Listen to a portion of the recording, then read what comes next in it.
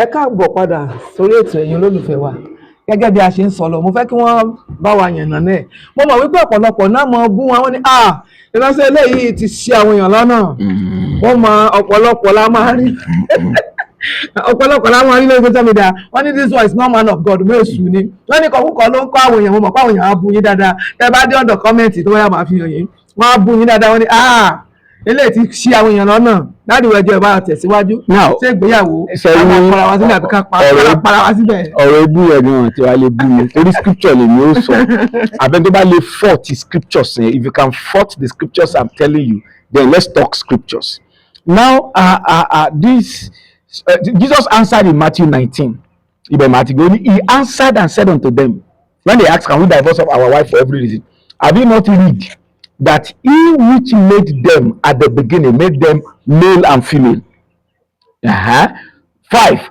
And said, for this cause shall a man leave father and mother, and shall cleave to his wife, And they become and the two shall become one flesh. Not one flesh.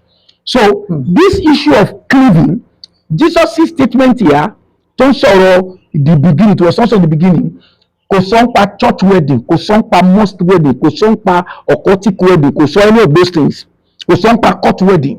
In the beginning, there was nobody that even wedded them, and they became one flesh in the beginning. So, and he's also saying that the way it was in the beginning, that once they cleave, that means they became one flesh. Now, only therefore they are no longer two, but one flesh. So the core of marriage is you become one flesh, not the certificate they gave you in marriage. Forget it. As far as Jesus is concerned, in deliverance, when we are doing deliverance, èmi èṣù bá ní kó jáde ní ọkọ ọ̀run á ní jáde wà lóhùn jáde á ní ọ̀kan làwọn òun fẹ́ ní. Ẹ ọmọ bílẹ̀ rẹ̀ pé ta ló fi fún ọ màmá ẹ̀ ní bàbá ẹ̀ ní court wọlé sí wedding, kò sí tó kàn nípa court, we wedded and àti lọ́mọ mẹ́ta we had had sex, so they become one flesh. So before idols and before God, one flesh is marriage. Now, 2, you become one flesh by sex in the context of marriage, not other covenant of war or ritual, by sex. So anybody you sleep with, mark my word, anybody you sleep with, I didn't say you marry, quote and unquote, that person, because that is general statement. Anybody you sleep with, you become one flesh. That is the real marriage. The certificate is not real marriage. That is the real marriage in the definition of Christ. And the definition of the spirit realm. Now we have religious marriage, traditional marriage, court marriage, and moral marriage. We have sex marriage, and this issue of sex marriage, we have àwọn tó ń bá ẹranko sùn, àwọn tó ń bá all these things sùn, ẹyẹ, lesbian, ọkùnrin àtọkùnrin. Now, I'm not saying whether it is right or wrong, because ọkùnrin tó bá bọ́kùnrin sùn sí is married. As far as sex is concerned, it's a mystery. Is married. Whether God accepts it or not is a different story. Now, àwọn tó wà lábẹ́ ẹni tó ń fẹ́ ọkùnrin tó obìnrin tó lọ́kọ ọ̀run tó sì ń dà láàmú tó dẹ̀kọ́ lọ́kọ láyé, can you deny that? So that's also a mystery, it's a reality. Now, this particular sustainment here, we now go further. That's Genesis chapter 2, verse 23 says, and Abraham said, this is the bone of my bone and the flesh of my flesh, because in time they are to be together.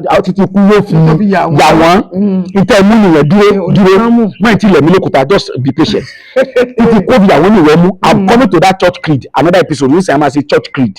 To death do their part. But when it comes to Jesus' statement that it is not so in the beginning, Ọkọ àti ìyàwó cleave to become one flesh. After he said, this is my wife, or this is my husband, Pastor Koloso, Ọlọ́run kan ló sọ, òun fúnra ló sọ. Verse 24.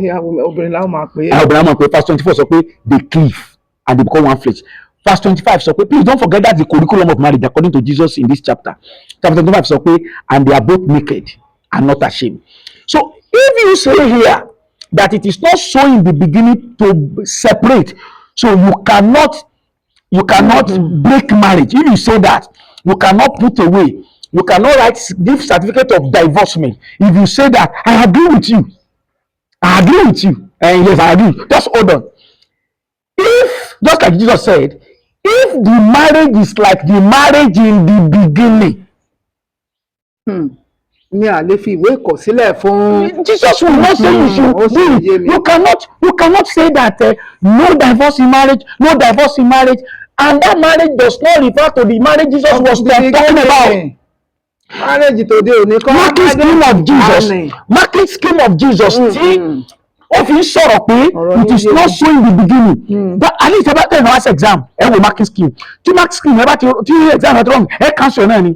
The marking scheme is the man that you will not divorce or the woman that will not divorce will cleave. The man leaves the father and the mother and cleave to the wife.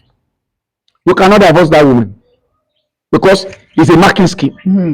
Number two, it's that they were both naked and not ashamed. Ọkọ ò mọ sálárì ẹ, kò mọ ìrìn ẹ, ò mọ sálárì ọkọ, ò mọ ìrìn ọkọ, ò mọ ìrìn ọkọ, ò mọ fóònù ẹ, ò mọ fóònù. Even àwọn marriage teacher, àwọn ministers of God who is teaching marriage, they are now teaching that kí ló fẹ́ ṣe nínú fóònù rẹ báyìí ní jẹ́ ni kí ló fẹ́ ṣe nínú fóònù ẹ. It's a shame to the church that is teaching that. Then why do you marry me? Why do I marry you? When I cannot know your phone, you cannot know my phone. Why? So if you introduce that kind of a marriage to Jesus, I speak before the Lord on behalf of Jesus. I say, sir, but this is their marriage. Now Jesus will say either two things. That marriage is not marriage in the beginning. It is not even. But yeah, we will divorce. Jesus will say this one does not even need divorce because see, the marriage is about marriage. We ain't divorce. Marriage is a marriage in the beginning compared to the marking scheme. So you don't even need to say that I want to divorce. You're not even married at all. When Jesus met a woman at the well, Olóhùn ti lọ́kọ mẹ́fà. Ọ̀dọ́ náà ti ní sẹ́ẹ̀ pẹ̀lú wọn. But Jésù dá Jésù ní ilé ìkẹfà yìí gan. Èyí tún sọkọ rẹ̀. It's not even marriage. Èyí tún sọkọ rẹ̀ wọ́n kàn bọ́ ọ́sọ̀ ni. You don't understand me. You that you are listening to me. I said Jesus met a woman who had married the first one, second one, third one, maybe 61. Jesus said, you are a sinner. You are going to hell. He didn't say that. Rather, he said, even this one. You see, which one is heavier? Go and divorce. I think it's simpler than to say, law school, University of Law, University of Law, come on, let's drop her out. So what So Jesus did not say that woman is a dropout. He said, he's not even married.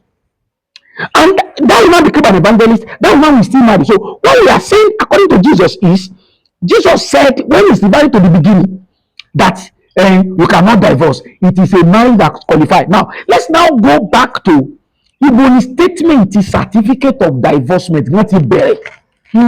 Ẹ ṣe sáà, a gbé yẹn sí páàtì kẹta, part 3, Ọlọ́run ràn wá lọ́wọ́. Amen.